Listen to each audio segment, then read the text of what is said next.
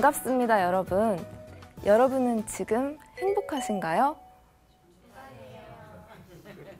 먼저 제 이야기를 조금 해보도록 하겠습니다. 의대 공부 6년, 수련이 1년, 일반이 2년, 정신건강의학과 전공이 4년, 그리고 정신건강의학과 전문의가 되었습니다. 어느덧 14년이 흐르고 15년째를 향해 가고 있는데요. 사실 사람의 몸을 공부하고자 했던 것에는 제가 아팠던 경험이 바탕에 있었습니다. 그때는 초등학교 6학년 때였습니다. 그때의 저의 상태에 대해서 정신과적으로 접근을 해보자면 저는 그때 심리적 요인에 의한 신체 증상을 보임과 함께 가벼운 우울 기분을 동반한 적응장애를 앓았었음을 지금은 스스로 성찰할 수 있게 되었지만 통찰력이 매우 부족했던 그때는 그저 몸이 여기저기 아팠었습니다. 저는 한국말을 할 줄 아는 사람이 단 한 명도 없는 일본의 소학교로 전학을 가게 되었는데요. 어느 날 갑자기 부모님이 이사를 간다고 하시더라고요. 제 스스로 선택할 수 있는 그런 상황은 아니었습니다. 저는 말 한마디 못하는 상태에서 학교에 다니기 시작을 했습니다. 주변에서는 뭐라고 하는지 단 한마디도 알아들을 수가 없었고요. 몇 달간을 정상적인 사회적 상호작용을 하지 못하는 상태로 하루의 대부분의 시간을 보낸다는 것이 어떤 느낌일지 혹시 짐작해 보실 수 있으실까요? 저는 귀머거리나 벙어리처럼 그렇게 학교를 다녔습니다. 그런데 막 여기저기가 아프더라고요.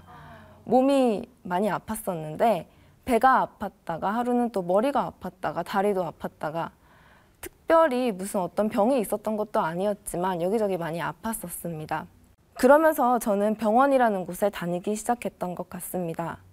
지금 돌이켜보면 저는 그때 당시에 외롭고 쓸쓸했던 마음을 몸이 아팠던 것으로 위로받고 싶었던 것 같습니다. 환자 역할을 통해서요. 그런데 매일 병원에만 갈 수는 없겠더라고요. 저는 언어를 습득하고 어쨌든 주어진 환경 안에서 주어진 교과 과정을 소화할 수 있는 학생으로 남을지 아니면 그냥 계속 병원에만 다니는 학생으로 남게 될지 스스로 선택했었어야 했습니다. 시간은 흘렀고 저는 언어를 습득하면서 주변과 소통을 할 수 있게 된 후로는 더 이상 아프지 않고 튼튼하게 학교에 잘 다니게 되었습니다. 저의 경험을 이야기해 보았습니다만 똑같지는 않더라도 여러분들 중에서도 대다수가 비슷한 경험을 해보신 적이 있으실 거라는 생각이 듭니다. 실제로 진료실을 찾아오시는 다양한 연령층의 환자분들 중에서 공통된 점은 특히 탁과에서 협진이 의뢰되어서 진료를 보게 되는 경우에 더욱더 이런 현상을 발견할 수가 있는데요. 다양한 신체 증상을 호소하신다는 것입니다. 일본에서는 심료내과라고 해서 정신신체의학, 정신신체의학과 심신의학을 바탕으로 한 전문과가 주요 대학병원에 개설되어 있기도 한데요. 병의 원인이나 경과에 심리적인 요인이 크게 영향을 주는 신체 질환을 중심으로 심신의학을 다루는 분야가 발전해 온 것입니다. 저는 사람의 몸과 마음에 관심을 가지게 되면서 우리가 진정으로 건강하게 산다는 것이 어떤 것일지 고민을 하기 시작을 했습니다. 제가 정신과 의사로 살고 싶었던 이유 중 한 가지는 더 행복하고 더 충만한 삶을 살고 싶다는 제 스스로의 욕구를 충족시키고 싶었기 때문이었을지도 모르겠습니다. 그렇다면 저는 정신과 의사가 되어서 행복해졌을까요? 지금도 저는 저의 일, 가정, 인간관계, 미래에 대한 불확실성, 그리고 늙는 것에 대한 두려움과 같은 여러 인생의 문제에 대해서 늘 궁리하고 있습니다. 오늘도 어제도 고민을 했었고요. 아마 내일도 고민을 하고 있겠지요. 항상 끊임없는 불안을 가지고 있습니다. 제일 처음 제가 여러분께 했던 질문은요. 여러분 행복하세요? 라는 질문이었었죠. 행복이라는 게 대체 뭐길래 꼭 해야 되는 걸까요?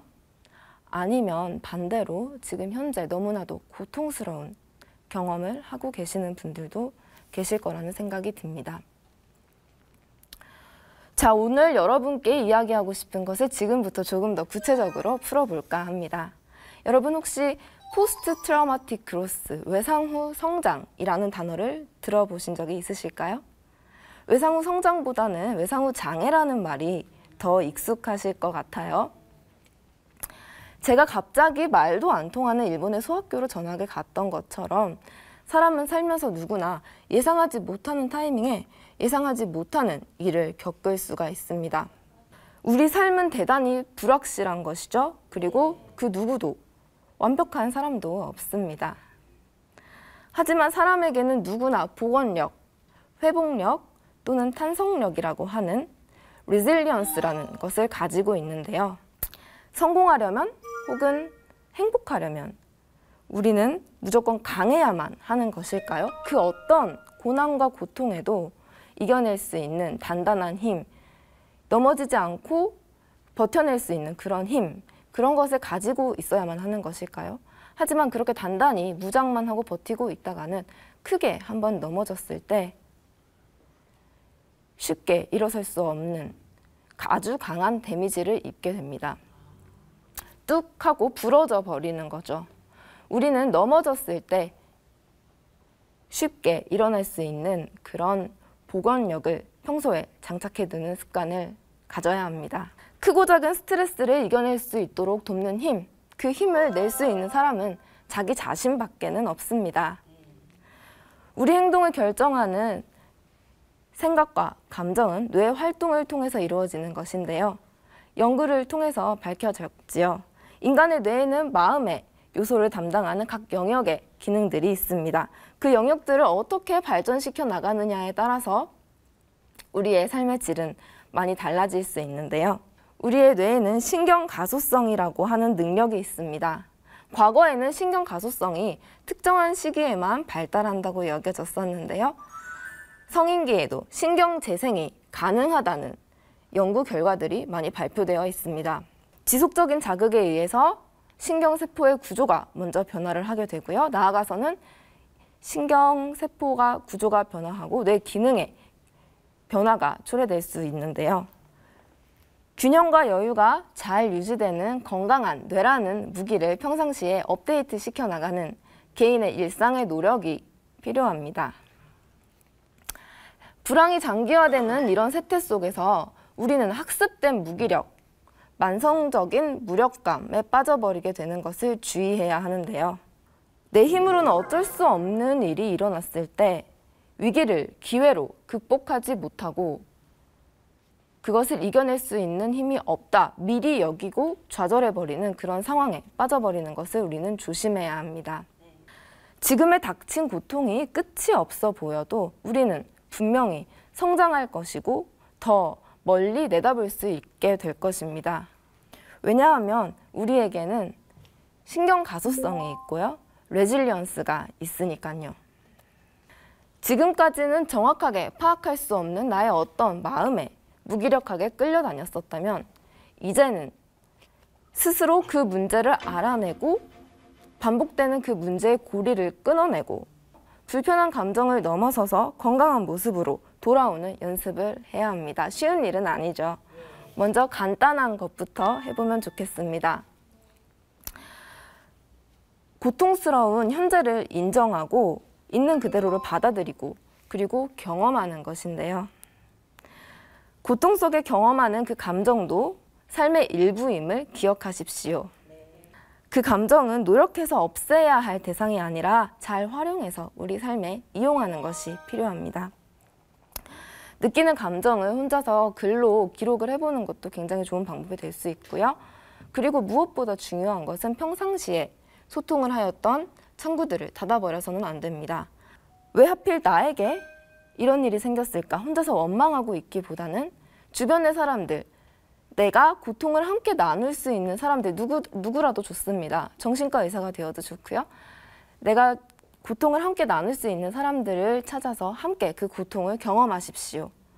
건강한 사람이란 감정을 억누르고 이겨내는 사람이 아니라 그 감정을 어떻게 해결할 것인지 노력할 수 있는, 그런 치유할 수 있는 행동을 하는 사람이라고 저는 말씀드리고 싶습니다. 또 건강한 사람이란 자신의 감정을 솔직하게 표현을 할 수 있는 사람인데요. 우리는 불편한 것일수록 그 대상을 회피하기가 쉽죠. 하지만 회피하면 할수록 그 불편한 감정들은 더욱더 커져서 더 불편해지는 악순환에 빠져들 수밖에 없게 됩니다.